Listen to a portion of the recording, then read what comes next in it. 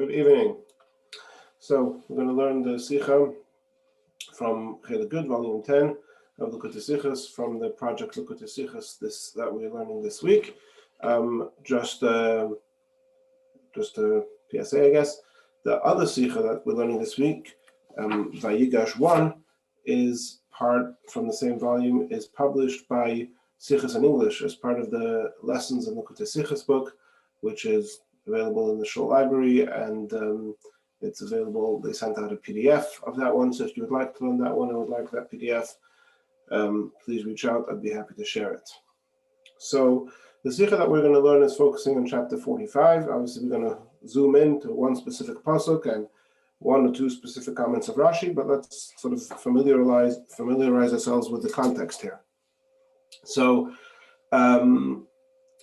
chapter 45 is Yosef revealing his true identity to his brothers. Joseph could not bear all those standing around him. He called out, "Take everyone away," so no one stood with him when he made himself known to his brothers. Now, what happens is Yosef says, okay, he has this talk with his brothers, and he tells them who he is, and they're ashamed, and he draws them close and invites them to warm up to him.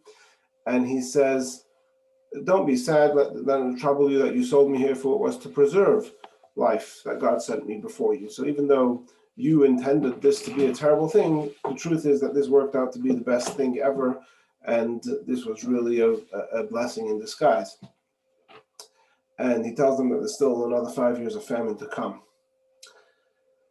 And so again, he reiterates, don't sweat over this. It is not you who sent me here, but God, and he made me a father to Pharaoh, a lord of all his household, and rule over the entire land of Egypt.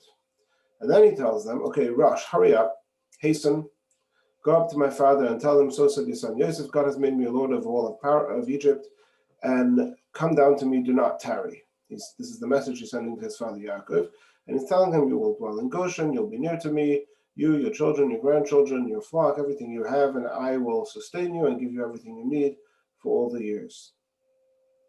Tell my father all the honor that I have, and hasten, bring my father down here very quickly. Then he cries on his brother's shoulder, and his brother cries in his neck, on each other's necks, which is actually this pasuk 14 is the focus of the first sicha of the two sichas that are being learned this week. Anyway, then he continues. Now, then the next thing that happens is that rumor reaches Pharaoh's palace that Yosef's brothers have arrived, and Pharaoh himself gets swept up in the frenzy and the excitement over here, and he tells Yosef, and he says, tell your brothers to do as follows, load up your animals, your donkeys, and go to the land of Canaan, and bring your father and your households and come here, and I'll give to you the best of the land of Egypt. You'll be able to eat the fat of the land. And then he says to Yosef, this is Pharaoh's message to the brothers, this is verses 17 and 18. Verse 19 is now Pharaoh addressing Yosef, and he says, you've been commanded to tell them this, and tell your brothers to take wagons from the land of Egypt for your young children, for your wives, and you carry your father and come to me. And then Pharaoh also reiterates that sort of, again, he's swept up in the excitement, and he's reiterating on some level here the rush.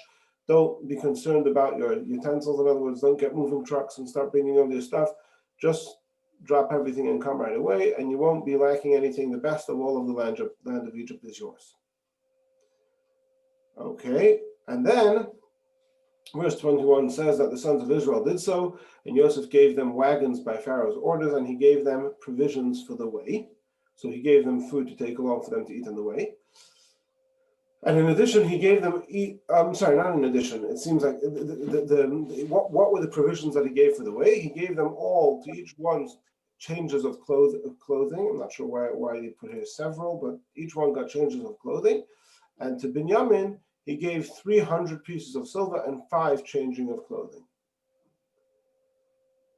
And then that's what he sent along with his brothers. And then verse 23 says what he sent with his father. And that's going to be the focus of today's Sicha.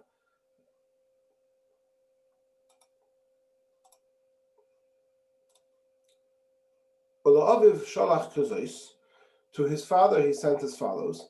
asara chamerim, 10 he donkeys, noisim mituv Mitzrayim, carrying the best of the land of Egypt. The asara soinos, and 10 she donkeys, noisos carrying bar, v'lechem umazon, grain, bread, and other foods, la'aviv ladarech, for his father, for the way.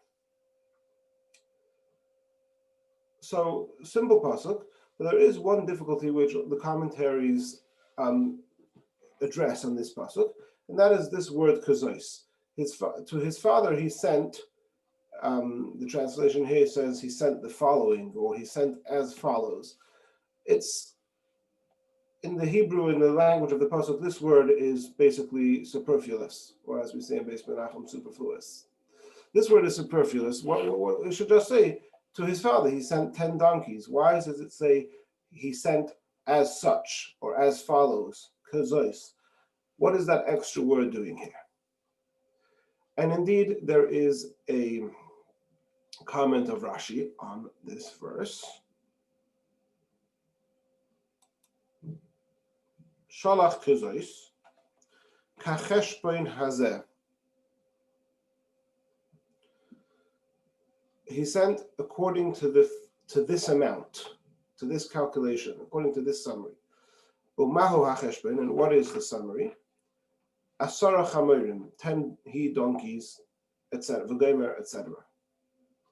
So Rashi is addressing this word kazois. He's saying something, but what Rashi is saying seems rather ambiguous. It doesn't seem to be very clear what Rashi is saying. He's sending like this amount. What is this amount? 10 donkeys. What is Rashi telling us? What does this word even mean? Now, there is a explanation to this Rashi, authored anonymously. We don't know who authored it, but it made its way into most of the common printings of the Chumash. If you look in a regular Chumash, most Chumashim will have that comment printed in the text of the Chumash, and so you see here it says Shalach kazois kacheshbon hazeh, according to this amount. What is cheshbon asar chamerim? And you see here in the small letters there is these parentheses which claim to be in the name of the Maharal. It's not clear if that's exactly what the Maharal meant, but either way, what this comment, anonymous comment, which gained popularity in understanding this Rashi, because again I'm not sure how it found its way into all standard printings of the Chumash, is that Rashi is saying something tremendously innovative over here. That Rashi is saying that the word kazois teaches us that actually Yosef did not send 10 donkeys to his father. What he sent was he sent a big load, the amount of stuff that would usually be carried by 10 donkeys. So Shalach kazois, he sent like Asara Chamerim, like 10 donkeys. He didn't really send 10 donkeys. He sent an amount that would have usually been carried by 10 donkeys, by 10 donkeys and 10 she donkeys. Now, and that's what Rashi means. Again, this note, which made its way into the print of the Chumashim, is claiming that that's what Rashi means with these words. He sent kacheshbon hazeh, according to this calculation. Umahu hacheshbon, what is the calculation? Asar chamerim, that which 10 donkeys would usually carry. Now, suffice it to say that it seems to be a very far-fetched interpretation, both of the verse. The verse seems to be very clear that Yosef did send 10 he donkeys and 10 she donkeys, and it's certainly a stretch to squeeze that interpretation into the words of Rashi. Certainly does not seem to be what Rashi's intent is, and it's very difficult to go with that one.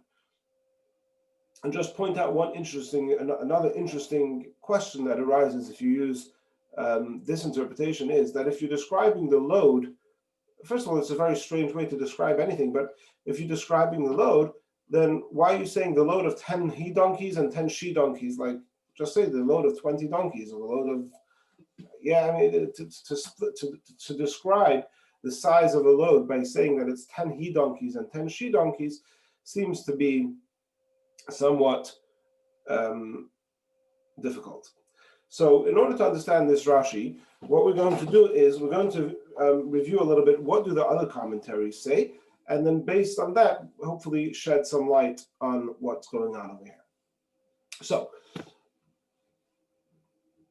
first, let's look at the Ramban. Unfortunately, I don't have the Ramban in English. The Ramban brings two interpretations to this pasuk, to this word kazais. Remember, that's the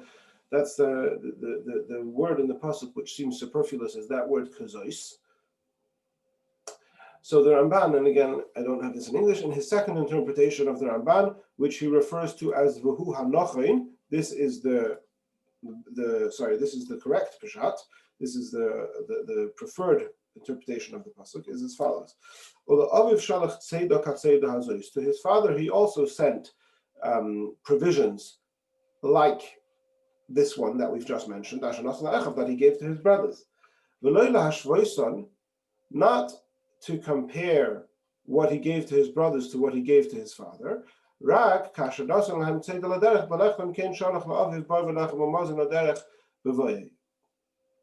Just meaning to say, just like he gave to his brothers provisions for the way, so too he sent to his father provisions for the way. In this interpretation is the preferred one. And the reason the verse mentions both he and she donkeys is because that's the normal way to do things when you send a gift of which includes the animals carrying the loads.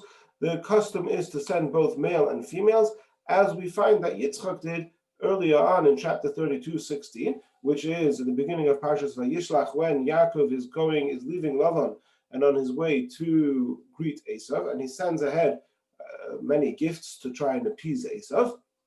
So he sends both male and female animals. So too, this is what Yosef did over here. So let's just go back at the pasuk and show you what the Ramban means to say.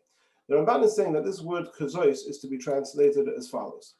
He sent to his brothers provisions for the way. What did he give them? Changing of clothing. To Binyamin he gave 300 pieces of silver and 5 changes of clothing.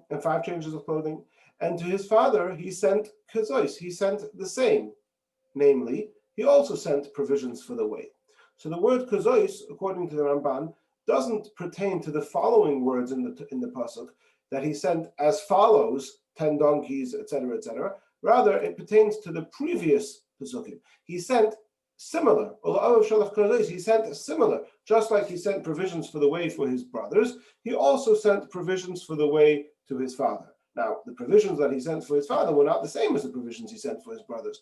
To his brothers, he sent whatever he sent, and he sent clothes and money and all this stuff. And to his father, he sent these things, 10 donkeys and 10 she-donkeys carrying bread, food, and all that good stuff. But the word kazois, according to the Ramban, pertains to the previous psukim, and it's to draw what it means is, we are drawing an analogy that he sent provisions to the way for his brothers, and to his father, he sent he sent provisions for the way for his father, just like he sent provisions for the way for his brothers. Now, here we see in the Orach Chaim, I'll show you another interpretation, which is different than the Ramban, but it has some similarities. It says like this. Why does again, he asked this question, what's this word kazois doing? And he says, because if you look at the pasuk, it says that we have the English here. The reason that the Torah adds the words kazois instead of merely enumerating the list of provisions and gifts which appear in this verse is to tell us that what is described as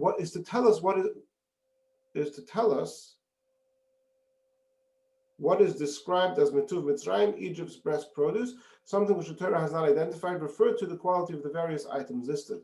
The verse therefore says, of all the items listed forthwith, Yosef sent his father the best quality available in Egypt. So interpretation number 1 of the Orach Chaim says like this. If you look in further in this same pasuk, in pasuk 23, it says he sent carrying of the best of Egypt. but it doesn't say what he was the best of Egypt of what? What were they carrying? The best of Egypt's what? So the Torah says the word kazais again, pertaining to the previous verses. What did he send with his brothers? He sent them clothing. So when we say to his father, he sent similar. To his father, he sent 10 he-donkeys and loaden with the best of Egypt. What best of Egypt? Kazais, the same as his brothers. He sent to his father the best clothing that Egypt provides. So the word kazos in the Orach Chaim's interpretation very much fills in the picture. The pasuk 23 itself just tells me that he sent him something, the best quality of that item that can be found in Egypt. And the word kazos attaches it to the previous pasuk that tells me what was it that he sent the best quality of. It was pairs of clothing. Alternatively, the Orach Chaim says, and we'll see soon that Rashi also is going to say this in the following Rashi, that Mitzrayim actually is identified not as the best clothing found in Egypt, but rather as special beans or special wines or other things like that. And if that were so, the verse should have written Bais instead of written Zeis and also Kazais, and has to be understood as if the word Asar Chamerim has a conjunctive letter Vav at the beginning. So the second interpretation of the Orach Chaim is that if you say, as Rashi will say and Chazal say in the Gemara, that Mituv Mitzrayim doesn't mean that he sent the best clothing. Rather, it means that he sent something very special of Mitzrayim, like we'll see soon, wine or beans. There's various interpretations. So Kazos, how does Kazos attach to the previous pasuk? Says the Orach Chaim, it means like this: Ola Aviv Shalach Kazos, to his father he sent the same, namely, he sent to his father changing of clothing. And also, and here you have to add in the vav, the letter and, the word and, Asara Chamerim Noisim Mituv Mitzrayim, he also sent 10 donkeys carrying the best of Mitzrayim, those wines or beans, as we'll see soon, what the best of Mitzrayim refers to. So the Orach Chaim has offered two interpretations, both of which follow the general theme of the Ramban, that the word kazos is attaching it to the previous pasuk, and he has suggested that either it means that he sent to his father the finest suits available in Egypt, or it means that he sent his father suits available in Egypt, and also in addition he sent 10 donkeys carrying the best wine and other things that were in Egypt. And he says that according to this interpretation we're missing the letter vav, the prefix and that's not too much to sweat about. Just I found very interesting the Sefarna, who also says the same thing as the Orach Chaim, but he says, look at this, similar to the gifts given to Binyamin, and in addition, he sent 10 donkeys, he-donkeys and 10 she-donkeys. This is not, and then it doesn't mean in the plural mode. This is not an accurate translation. It means in when you're listing many things, the letter vav indicating the and, the who else is included, appears at the end. Examples of such constructions are Exodus 1:22, Yisachas v'Lenu Yamin. The reason I found that interesting is because that very same rule you have in English grammar. What he's saying is that the reason that you're missing the prefix vav, the and, is because in Hebrew grammar, and similarly in English grammar, when you list a number of items, you only say and at the end. So you'll say, I sent bread, cups, oranges, and chips. So you have bread, comma, oranges, everything's comma, comma, comma, and then and goes to the last one. So that solidifies the interpretation of the Orach Chaim that he sent kazos, he sent changing of clothing to his father, and he also sent Asara Chamerim, 10 donkeys carrying the best of Egypt, the wines and the beans. So over here we have between the word kazos and Asara we have a comma. He sent clothing, comma, 10 donkeys carrying thing, and here before the last thing we have the vav, the prefix and he also sent 10 she donkeys carrying all the food for his father for the way. Okay, so that's basically the gist of the interpretations that we have before Rashi. Now Rashi clearly is not saying anything like that. Rashi is saying, if you look back at Rashi says Shalach Kazos doesn't refer to clothing that mentioned in the previous pasuk. Kazos refers to Kachesh ben Hazeh. According to this amount, what is the amount? 10 donkeys. So Rashi is clearly associating the word Kazos as pertaining to Asara Chamerim, to the 10 donkeys. But having read what the other commentaries say, we are now better positioned to understand what Rashi is actually saying. Is it one donkey per brother? Who's asking? Who's talking? Sorry, I can't see. David Yehuda. Yes, David Yehuda. Is it one donkey? David Yehuda, I have a feeling that you learned the Sichos ahead of time, because you always... Oh. Okay, very good. We're going to get, that's a very important point that you've raised, and certainly that is part of what Rashi is trying to address with this, like we said, elusive comment, which ambiguous comment. But we're jumping one stage ahead. Let's go one thing at a time. So remember, before we looked at the whole chapter, and it's very clear, both from Yosef's messages and from Paro's messages, that we're doing this in a rush. Nobody's hanging out. We're not going back to Eretz Canaan to spend time over there. We're going back. Maharur, Yosef says a number of times, rush. We're just packing everything up and coming down here. And so, knowing that we're going in a rush, the Ben Chamish Lemikra, again, Rashi goes with this very strict discipline of Pshutish Lemikra, the literal meaning of the pasuk, which fits into the context, into the narrative. It seems strange that Yosef should be sending so much stuff back, if all they're doing is going back to bring the Yaakov and the rest of the family and come back to Egypt. Why is Yosef sending so much stuff? And so Rashi is addressing that problem. And this comes in continuation to the previous psukim. The previous psukim say that when Paro hears the news that Yosef's brothers have come, he gets swept up in the frenzy. He gets very excited, and he tells Yosef, "Tell your brothers to load up your animals and go to the land of Canaan." Now, like David Yehuda just alluded to, there's 10 brothers. They have 10 animals, 10 donkeys that they are taking back to Eretz Canaan with gifts from Paro. Paro is saying, load up the donkeys and take it back. And Paro is being very outgoing and generous and involved in the whole excitement over here. And so Yosef realizes that it's really important for it not to look as if Paro is more excited than him to have Yaakov come. So Yosef, as the viceroy of Paro and a person of means, and as Yaakov Avinu's son, who hasn't seen him for 22 years, it's really important that he outdoes whatever Paro does. So Paro sent this lavish gift of 10 animals loaded and full with stuff.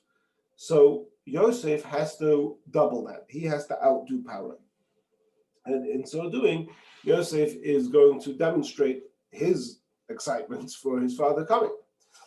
And so, Aviv Shalach Kazois. Remember the other commentaries that we looked at all said that Kazois refers to, not like that little note that was printed in the common editions of Rashi, rather that Kazois pertains to the previous verses. What Rashi is saying here, that yes, Kazois pertains to the previous verses, but not to the verses immediately preceding that, to the clothing that he gave to his brothers, but rather to the verses before that Paro sent gifts also back to Canaan with all the brothers. So La'aviv, to his father, Shalach Kazois, he sent Kazois, the same, similar. Just like Paro sent gifts to his father and to his brothers, so too did Yosef send Kazois, the same that Paro did. What did Paro send? He told the brothers, the 10 brothers, to all fill up their donkeys with food. So La'aviv Shalach Kazois, to his father, he sent the exact same thing, Kazois, the exact same as Paro had sent, namely, Asara Chamerim, the 10 donkeys carrying from the best stuff of Egypt. And in order to outdo Paro, he sent even more, the Asara Sainas, and an additional 10 she-donkeys carrying bar v'lechem u'motzin la'av, bread, food, and other things for his father for the way. Again, not because his father needed all these extra donkeys and all this extra food, but it was not because of the amount of food, but rather an expression as a gift to honor Yaakov and to express his absolute excitement in seeing him. So that's what Rashi means when he says, Kachesh ben Hazeh. He sent according to this amount. Which amount? The amount which we just mentioned 3 psukim earlier of how much Paroi was sending back in his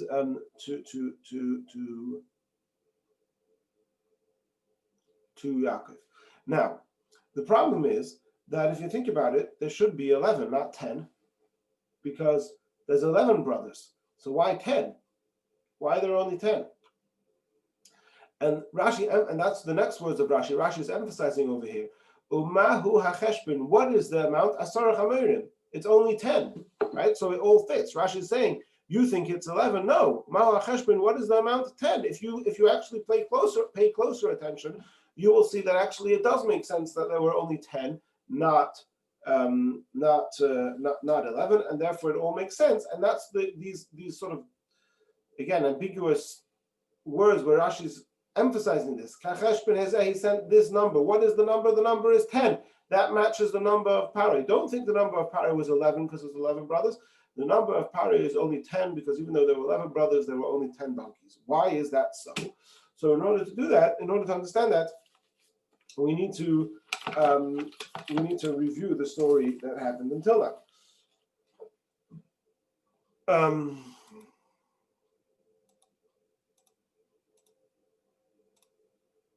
One second.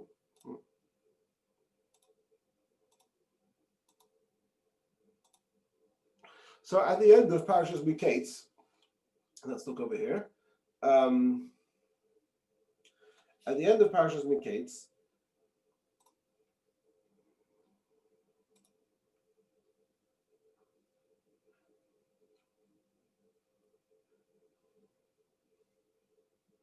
sorry, let's go further back a little bit. Earlier on,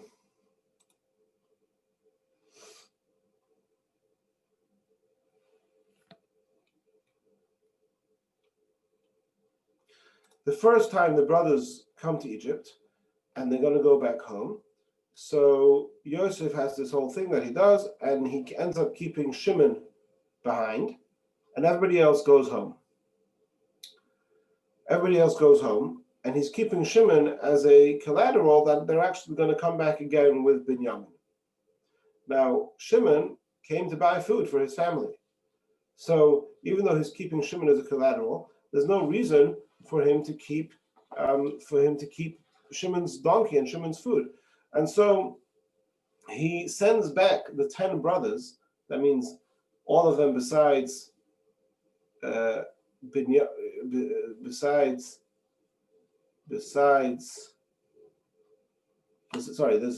9 brothers going back, but he sends them with 10 donkeys because he sends Shimon's donkey back with the other brothers so that Shimon's family should have food in the meantime.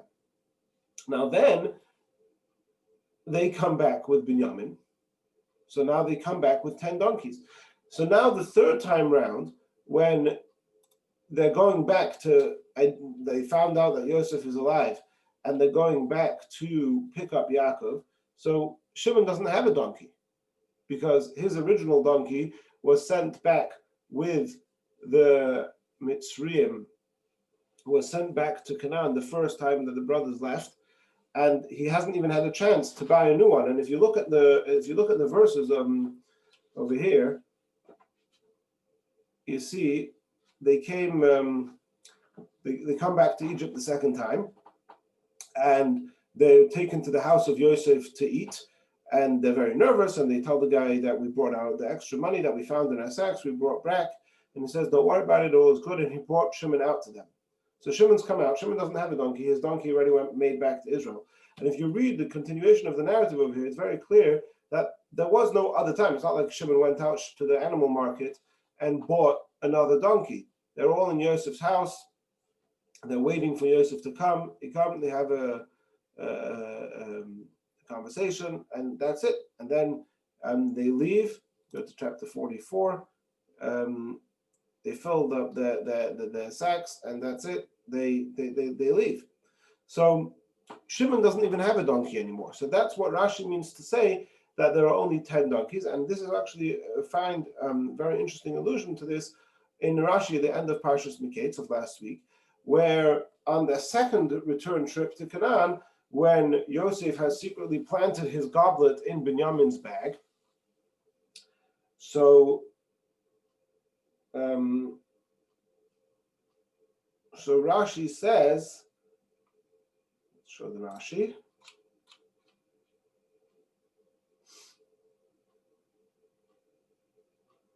So the person who's chasing after them confronts them, and they say, no, absolutely, it would be impossible for any of us to have done such an atrocity.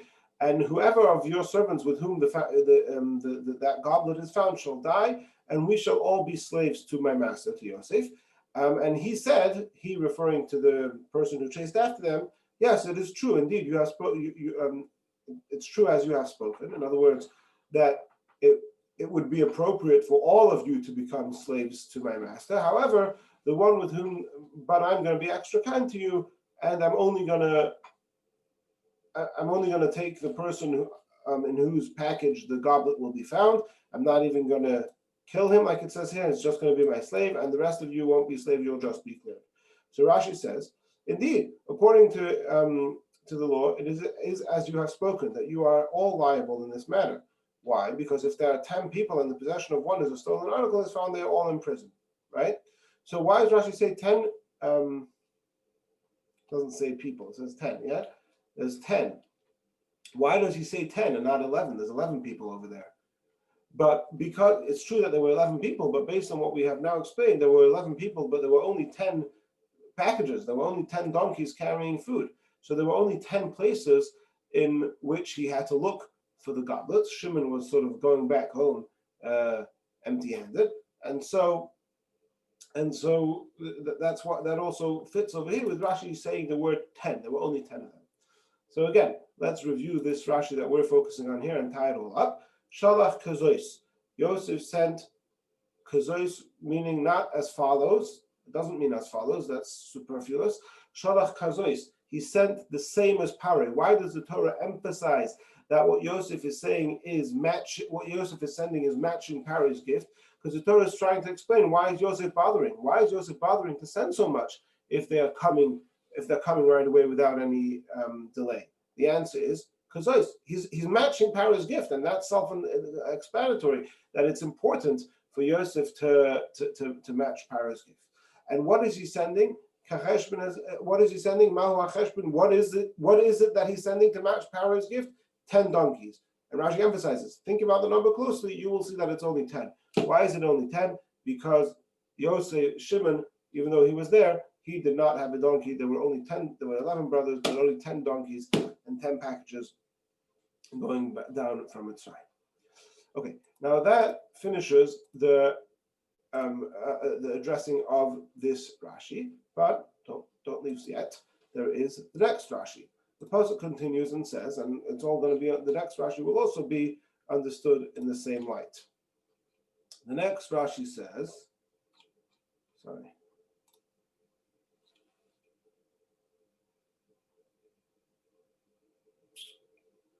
He sent Kazois, matching Paro's gift of 10 donkeys carrying from the best of Egypt. Now, what is the best of Egypt? We already alluded to this before. The Chaim suggests perhaps the best of Egypt refers to quality clothing. Rashi has his own comments to say. What does Rashi say?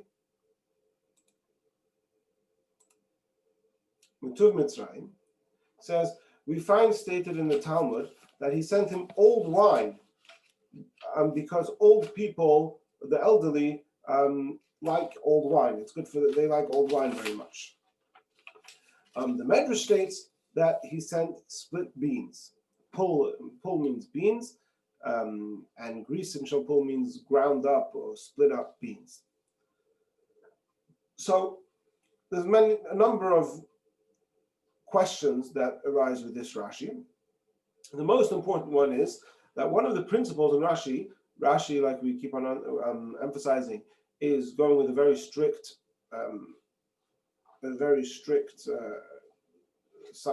discipline of Pshut Shel Mikra. So Rashi, if he brings two interpretations for something, the reason he's bringing two interpretations is because each one of them has a problem. There is something difficult or something not exactly and not smooth with each one of those in two interpretations. So we bring the first interpretation that he sent old wine, but there is something wrong with this interpretation, and therefore we bring a second interpretation that he spent split beans. But there's something wrong with this interpretation too, and therefore we have the first interpretation, and each one of them has some virtue, so to speak, that the other one doesn't have. So that's a principle in Rashi, and in this case, when it says that Yosef sent the best of Mitzrayim, why is good old wine or split beans, why is each one of them more or less a better or a worse candidate to be what the Torah would describe as the best of Egypt?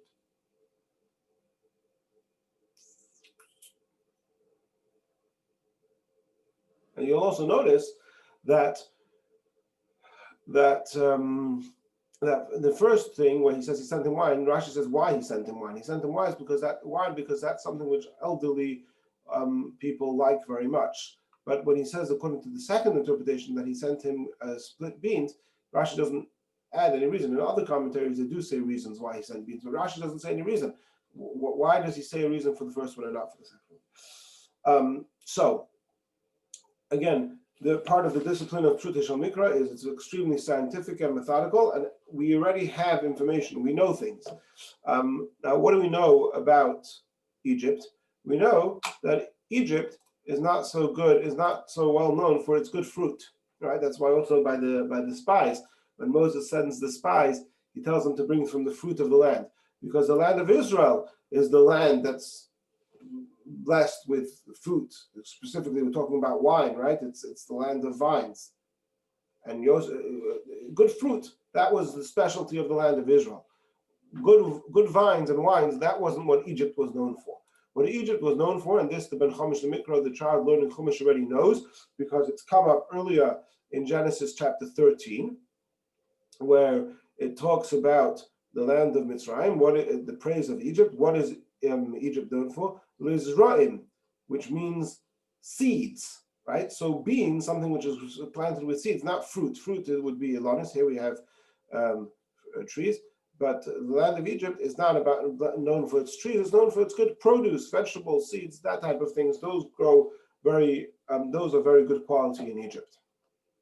So the second interpretation of Rashi, which says that Mituv Mitzrayim means the split beans, that makes sense. Krisin shall pull the split beans. In general, we know that Egypt is a good place for beans and vegetables. And specifically, these Grisin shall, the Pul HaMitzri, if you look in the numerous places in the Medrash, it talks about there was this Pul HaMitzri, a special type of Egyptian beans, which was a very high quality bean, which was unique to Egypt. And that was sort of the delicacy of Egypt, like sushi is the delicacy of America. So the Pul HaMitzri, these beans, were the delicacy of Egypt. And so what would it be that the Torah describes as Yosef having sent the delicacy, the finest of Egypt? Well, what are you going to send? And again, we're not looking so much to send him. He doesn't need food, right? He's coming right away, like we said before. He's coming right away. So we're not looking to send him something that's going to keep him, have enough food for a long time. We're looking to send him something exciting. So I'm going to send you, you have a friend going to South Africa. You ask him to bring you back biltong. You have, every country has their delicacy. So what's the delicacy of Egypt? The delicacy of Egypt is these split beans.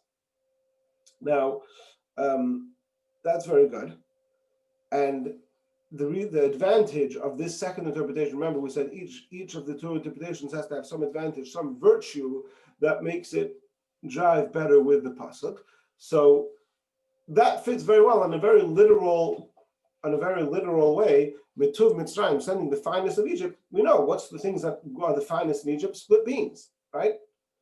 The problem with that is, like we just said, when you send somebody a gift, especially Yaakov, who doesn't need the food, you're going to want to send him something which is very special to him. And by the way, a second. So this one already.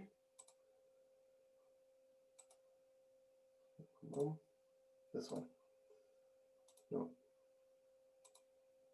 Here we go. On the flip side, we find that if you're bringing somebody a gift from Israel, a good thing to bring would be fruit, right? So we find when Eliezer, the servant of Avram, came to find Rivka as a wife for Yitzchak, he brought with gifts. And what did he bring? Rashi says he brought the precious fruits, various kinds of fruit from the land of Israel. So fruit is the gift that you bring from Israel to Egypt. Fruit is not, or wine, which comes from fruit, is not the type of gift that you send, that you would describe as Metuv Mitzrayim, as sending the best of the things of Egypt. And so from a literal translation perspective, what is the type of food that we would refer to as the best of Mitzrayim? That would be the split beans. However, conceptually, if you look at the whole chapter and you look at the context of it, what's going on?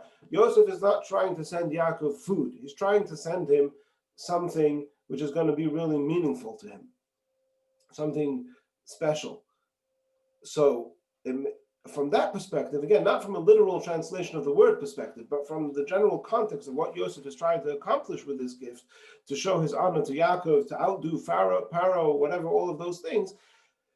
From that perspective, sending wine certainly fits the bill better. And that's why Rashi emphasized when he talks about the wine, he adds a reason. Why did he send wine? Because that's something which is specifically meaningful to the elderly. Because Rashi is trying to emphasize that, so in other words, like this, we said each of the two interpretations has a virtue, has an advantage. The advantage of the second interpretation is that it fits the words better. The advantage of the first interpretation, that he sent wine, fits the narrative better, fits the context better. And that's what Rashi adds. That he sent him wine because that is something which came in, which old people really especially like.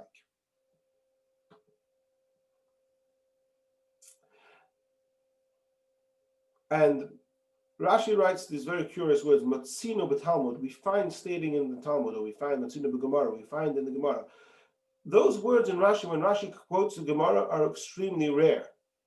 Usually you would say, first of all, often Rashi doesn't attribute it, when he brings an interpretation, he doesn't attribute it to anything, he just says the interpretation. But even when he does, he would say, they expound in the Gemara, they say in the Gemara, it says in the Gemara. We find in the Gemara almost is something like, you wouldn't expect this, but we found this. It says this in the Gemara. I found the source for this. And that is very appropriate over here because, again, from the literal meanings of the word, the best of Egypt doesn't really seem to fit wine, because Egypt is not so good with wine. On the contrary, the place where Yaakov lives, Canaan, they have better wine. And you have to say that Metuv Mitzrayim, the best of Egypt, means not that this is the best thing they have in Egypt, but this is the best wine that could be found in Egypt. It's possible that in Canaan they have even better wine, but as far as Egypt is concerned, this is the best wine available in Egypt. So it's a bit of a stretch. And so Rashi says, but Sinu b'Gemara, I found you a source for this. Where is the source? The source is in the Gemara, and that's relevant because the Gemara is not here for Pshutei Shel Mikra. Rashi is to tell us Pshutei Shel Mikra, is to tell us the literal meaning of the pasuk. The Gemara is here to tell us halacha. In halacha, if you want to know in the laws of kibbud av v'em, in the laws of honoring your father, if you are Yosef, what would be the most appropriate thing to send your father that would be meaningful? Obviously, the rabbi would tell you it's probably a better idea to send him wine than to send him split beans. And so Rashi says, that's why Rashi seems it necessary to say, we found this in the Gemara. And it's interesting, nowadays everything is searchable. So I ran a search over here, and I wrote, I said, how many times in the entire commentary of Rashi to the 5 books of Moses and to the entire scripture, the entire Tanakh, how many times does Rashi use that word we find in the Talmud? And the answer is that it is only there one other time besides our Rashi over here. That expression of Matzino b'Talmud exists one other time only in Parshas Lech. I'm not aware of any specific interpretation from the Rebbe or from other commentaries as to why Rashi uses the word of Matzino b'Talmud over here, but I thought it was interesting to run that search and show how rare of an expression a Motzino B'Talmud actually is. Okay, moving on. When Rashi says the reason, the second thing that he sent him Grisin Shalpul, Rashi says a medrash agada. This is an agadic medrash. Now, when something is an agadic medrash, there's obviously more to it than that what meets the eye. Medrash agada is something that's homiletics, one interpretation, a deeper interpretation, things connect. There's a lot going on over here. So let us contemplate for a moment, what is it, why would it be that he sent him split beans? Obviously, besides split beans being a delicacy unique to Egypt, is there perhaps more of a code or a significance to this? And don't forget, when Yosef is sending his gift, there's a lot of codes involved over here. And specifically, we know, Rashi says, that he sent agolos. The reason he sent wagons is to remind Yaakov that what was it that they were learning when they before Yosef parted from him 22 years ago. They were learning the laws of Egla Arufa, which has that word. Egla actually in that context means a calf, not a wagon. But he's it's like if you ever been to an escape room, they give you these clues and you're supposed to match them up. So Yosef was sending clues when he sent to Yaakov. So perhaps we can find another clue over here. Why is he sending, according to the second interpretation, split beans? What is so meaningful about split beans? Now, the idea that the Rabbi says is as follows: when the Shvatim come back to Israel, they have on the one hand tremendous news to share with Yaakov that they found Yosef and Yosef is alive, but on the other hand, this comes together with a bit of a bittersweet situation over here. That Yaakov may find out what actually happened, that he may find out the terrible thing that his sons did to Yosef, that they tried to kill him and that they sold him as a slave. So there's some risk over here involved. And indeed, if you look at the commentary of the Or HaChaim, later, it's a few psukim later in verse 26 of this chapter, where they come to Yaakov and they tell him, they went up from Judah, they came to their father Jacob, and they told him Yosef is still alive, that he rules over the Egypt. So the Or HaChaim focuses on this word Vayagidolai, which is a sort of a heart. They told him, but it's sort of the Hebrew word they told him Vayagidolai is a little bit of a harsh thing. And he says the word Vayagido indicates the difficulty the brothers had in telling their father what had transpired in Egypt. What was good news for their father involved the confession of the evil the brothers had perpetrated and how they had caused their father unnecessary anguish. Right? And there was also further anguish involved in the fact that Yaakov was not going to be afraid to travel to Egypt until he was reassured by God. So on the one hand, Yaakov is getting the best news of his life. On the other hand, he's going to now find out the terrible news that, just working backwards, that he's going to have to leave Israel and go to Egypt, that his son had been alive all these years, and that his other sons, all 10 of his other sons, were involved in the most hideous crime.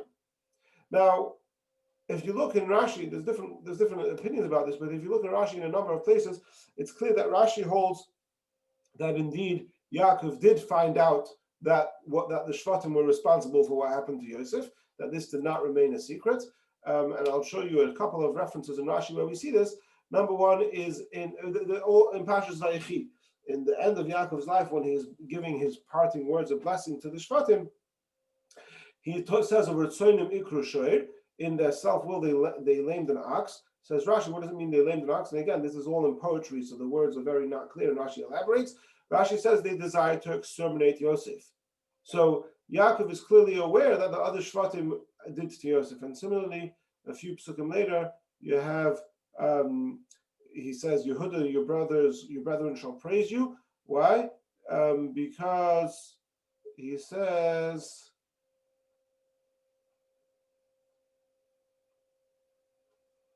B'teref b'ni alisa, you emerged from the prey, because I suspected you that you may have been responsible for Yosef's death, but actually you emerged innocent from this thing, because on the contrary, you were the one who said, what profit is there if we slay our brother? So if anything, you were responsible for saving Yosef's life. So again, reference that Yaakov actually knew what was going on over here. And there's also more references in Rashi, but that's enough for now. So there's this concern that Yaakov getting the message, it may be bittersweet for him. And in order to balance that, Rashi, Yosef is sending him the split beans. Why? And the message over here is that sometimes, specifically by breaking something, by grinding something, metaphoric for the suffering that happens, the best things come out. And so he's telling Yaakov, don't worry about what the Shvatim did, and echoing the words that Yosef says directly to the Shvatim himself, which we saw before. And he says, do not be sad, let it not trouble you that you sold me here, because on the contrary, it was to preserve life, and it was a good thing. Hashem sent me here to make you for remnant in the land, and to preserve it. So yeah, it's not you who sent me, it's Hashem who sent me. So that same message that Yosef is telling his brothers not to sweat and to not to feel bad about the terrible thing that they had done, he is alluding to Yaakov by sending him specifically the split beans of Egypt, alluding to him as is his as he does in general allude to things. He's alluding to them that specifically by grinding, by enduring suffering and pain, we often it's specifically through that we come to the greatest heights. Now, usually the Sicha finishes off with a Yena Shel Torah.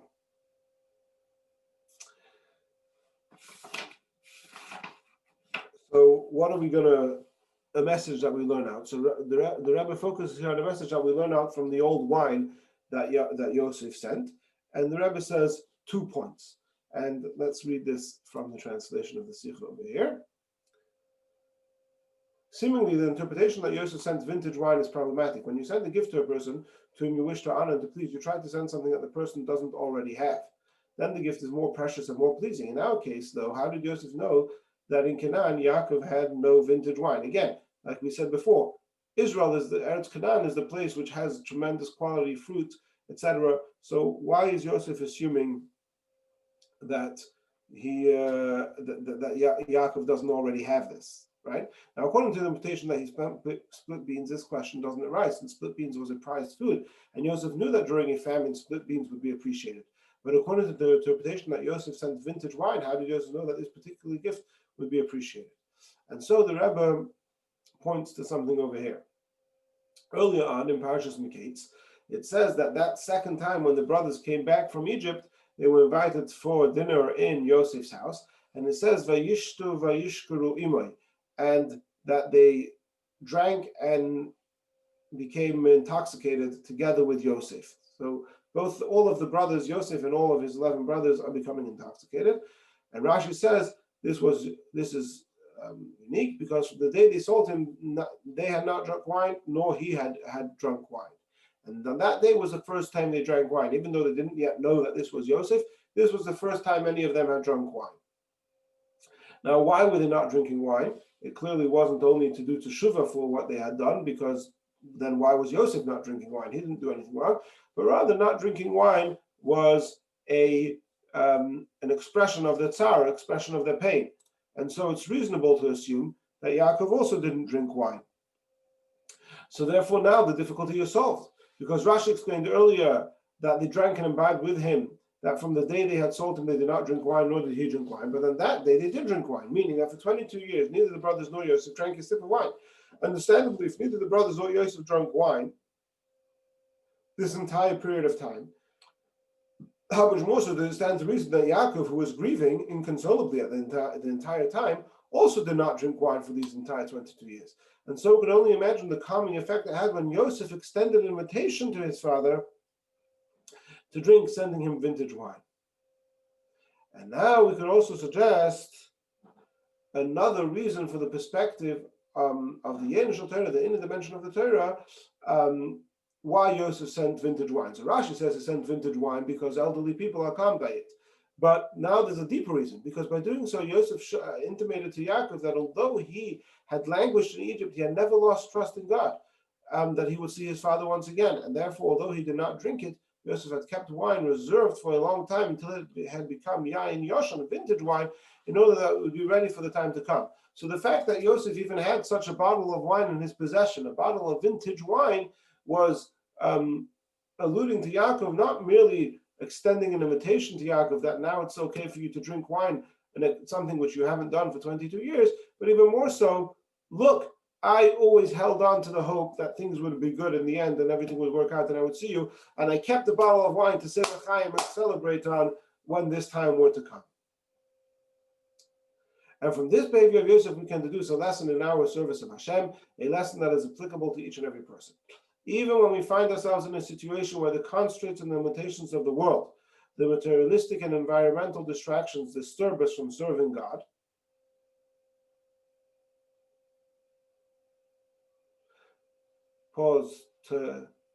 let's think about what that means to each and every one of us, yes?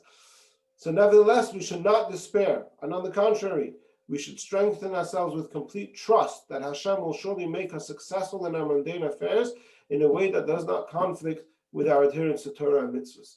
If you think that your proper adherence to Torah and mitzvahs will in some way compromise your success in other areas of life, know from the lesson of Yosef, keeping this bottle of wine with him all the time, is this trust that everything will be okay.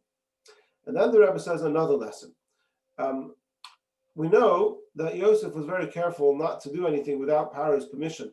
And as indeed the Ramban points out, that earlier on over here, where Yosef says, where Paro, says to Yosef, you have been commanded to tell them to take all these things, the gift that Paro is sending. So the Rambam points out that this was said with a strict command, because he knew that Yosef was very careful not to take anything without Paro's permission. And so Paro was concerned that perhaps Yosef would not want to send gifts to his father. And so Paro emphasized, so you are commanded to do this. But yet, even though Yosef is very careful not to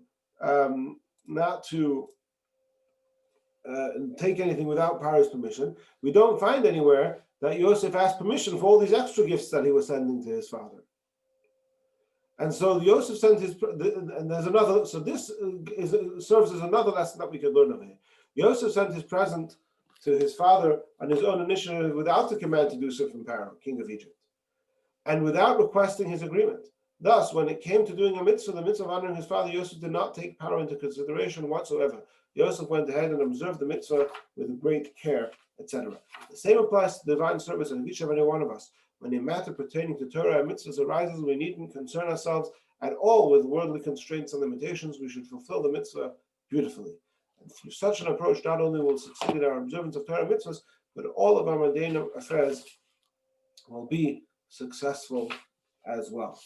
And that brings to a close today's Sicha. I hope everybody enjoyed, and we finished just on time to join the 9 o'clock presentation by Rabbi Epstein.